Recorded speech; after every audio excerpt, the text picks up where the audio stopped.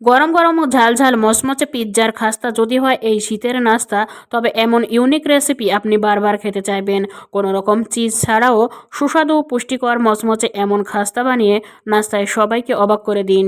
এর জন্য 1 কাপ আটা, 1 কাপ ময়দা, 1 চা চামচ বেকিং পাউডার, স্বাদ মতো লবণ, 1 চা চামচ চিনি, 1 কাপ সয়াবিন তেল, 2 চা চামচ টক দই দিয়ে হাতের সাহায্যে নেড়েচেড়ে একটি সুন্দর ডো তৈরি করে নিতে হবে। আর পারফেক্টভাবে যদি ডো তৈরি করা হয়ে যায়, তবে ডোটি একটি বাটিতে রেখে দিতে হবে। আর বাটিতে রাখার পরে কিছু সময় এটি ঢেকে রাখতে হবে।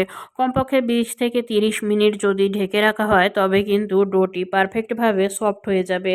পরে ঢাকনা তুলে দেখা যাবে যে ডোটি কিন্তু খুব সুন্দরভাবে আরও সফট হয়ে গেছে। এরপরে এই ডোটি নিয়ে একটি স্টিলের বাটিতে ডোটি নিয়ে হাতের সাহায্যে নেড়ে চেড়ে চেপে চেপে ভালোভাবে চারদিকে ছড়িয়ে দিতে হবে। আর ডোটি যখন চারদিকে সমানভাবে সুন্দরভাবে ছড়িয়ে যাবে, তখন চারপাশের সাইডটা একটু হালকা উঁচু রাখলে ভালো। এরপর একটি কাঁটা চামচের সাহায্যে বারবার এটিকে এই ভিডিওতে দেখানো স্টাইলে এরকমভাবে খাঁজ কেটে নিতে হবে। যখন সম্পূর্ণরূপে এটি খাঁজ কাটা হয়ে যাবে, তখন এর ওপরে আমরা দিয়ে দিয়েছি টমেটো সস। টমেটো সস দেওয়ার পরে একটা চামচের সাহায্যে এটি চারদিকে ছড়িয়ে দিতে হবে, যেন এটি সব দিকে সমানভাবে ছড়িয়ে যায়। আর যখন সমানভাবে এটি ছড়িয়ে দেওয়া হয়ে যাবে, এরপরে এর ওপরে আমরা দিয়ে দিচ্ছি গ্রেটার করে কেটে নেওয়া সিদ্ধ ডিমের কুচি। এইগুলো চারপাশে সুন্দরভাবে এর ওপরে সব অংশে ছড়িয়ে দিতে হবে। ভালোভাবে যখন ডিম ছড়িয়ে দেওয়া হয়ে যাবে, দেখুন পুষ্টিকর নাস্তায় ডিম যদি থাকে, তবে এটি আমাদের স্বাস্থ্যের জন্য কতটা ভালো। এরপরে পেঁয়াজ কুচি দিয়ে এর ওপরে জলপাই কুচি দিয়ে নিচ্ছি। জলপাই কুচি চারদিকে ছড়িয়ে দিব। এরপরে যখন জলপাই কুচি চারদিকে ছড়ানো হয়ে যাবে, পরে আমরা এর ওপরে আবারও একটু ভিন্ন শেপে পাপড়ি স্টাইলে পেঁয়াজের যে কুচিগুলো করে নিয়েছিলাম, সেগুলো আবার চারপাশে সুন্দরভাবে ছড়িয়ে দেব। দেওয়া হয়ে গেলে এরপরে আমরা আবারও জলপাই কুচি একটু ভিন্নভাবে চারপাশে ছড়িয়ে দেব।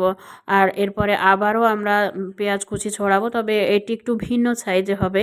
এরপর কাঁচামরিচ একটু ভিন্ন শেপে আমরা কেটে নিয়েছিলাম, এগুলো দেয়া হয়ে গেলে চিলি ফ্লেক্স ছড়িয়ে দেব। এরপরে লম্বা শেপে আবার কাঁচামরিচ আমরা চারপাশে সুন্দরভাবে ছড়িয়ে দিচ্ছি। যখন এগুলো দেওয়া হয়ে যাবে, দেখুন পেঁয়াজ আমরা কলি স্টাইলে কেটে নিয়েছি। এগুলো কেটে নেওয়ার পরে এগুলো চারদিকে আমরা কলি স্টাইলে এগুলো ছড়িয়ে দিলাম। দেওয়ার পরে আবারও চিলি ফ্লেক্স আর কিছু গোলমরিচ গুঁড়া দিয়ে নিলাম। যখন এটি দেওয়া হয়ে যাবে, তখন এটি সম্পূর্ণরূপে রেডি।